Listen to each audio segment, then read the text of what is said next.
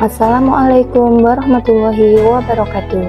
Berikut adalah koneksi antar materi modul 2.1 pembelajaran berdiferensiasi.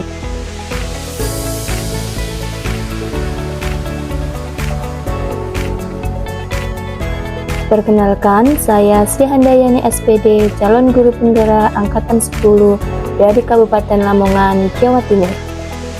Apa itu pembelajaran berdiferensiasi? Pembelajaran berdiferensiasi merupakan usaha guru dalam menyesuaikan proses pembelajaran di kelas untuk memenuhi kebutuhan belajar individu murid. Pembelajaran berdiferensiasi adalah pembelajaran untuk mendukung semua murid yang ada di kelas. Maksudnya, setiap anak adalah unik, mereka punya kelebihan dan kekurangan masing-masing. Begitu pula dengan minat, gaya belajar, kebiasaan, pola pikir, dan kemampuan literasi.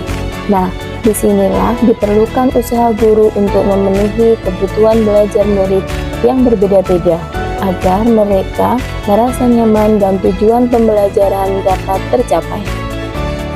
Lalu, bagaimana cara untuk dapat melakukan pembelajaran berdiferensiasi di kelas? Agar dapat melakukan pembelajaran berdiferensiasi, guru harus yang pertama, memahami tujuan pembelajaran. Yang kedua, mengetahui dan merespon kebutuhan belajar. Yang ketiga, menciptakan lingkungan belajar yang mengundang murid untuk belajar.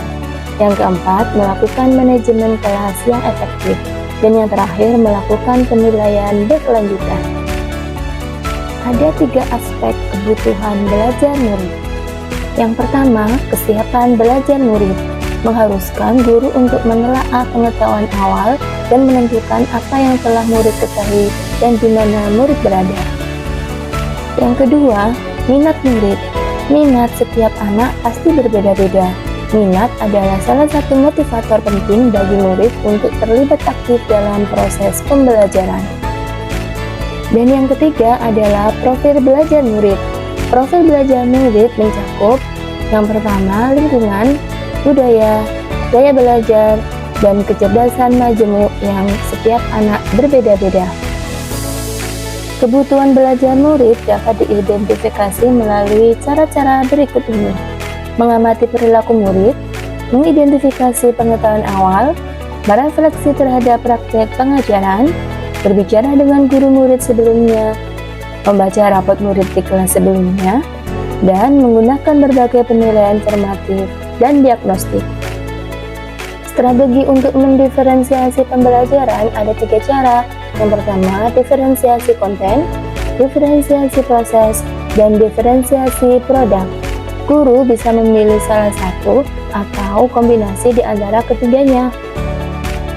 Diferensiasi konten berkaitan dengan apa yang kita ajarkan, seperti materi, konsep, atau keterampilan yang perlu dipelajari berdasarkan kurikulum dengan membedakan pengorganisasian atau format penyampaiannya.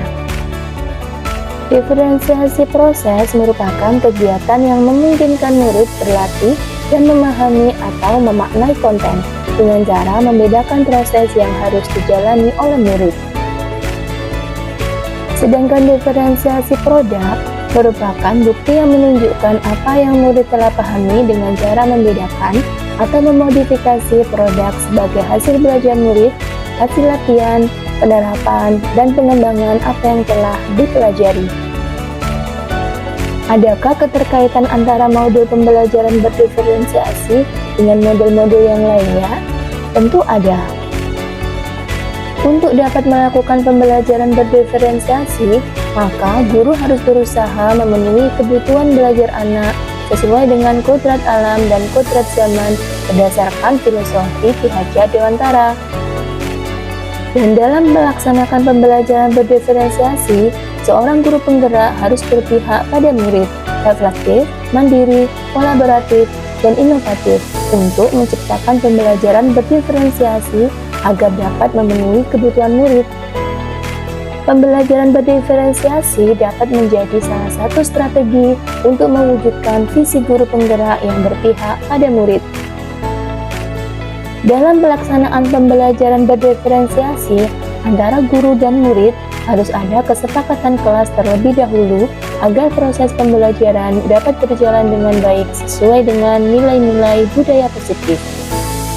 Demikian pemaparan koneksi antar materi modul 2.1 akhir kata. Semoga tergerak, terus bergerak, dan mari menggerakkan. Wassalamualaikum warahmatullahi wabarakatuh.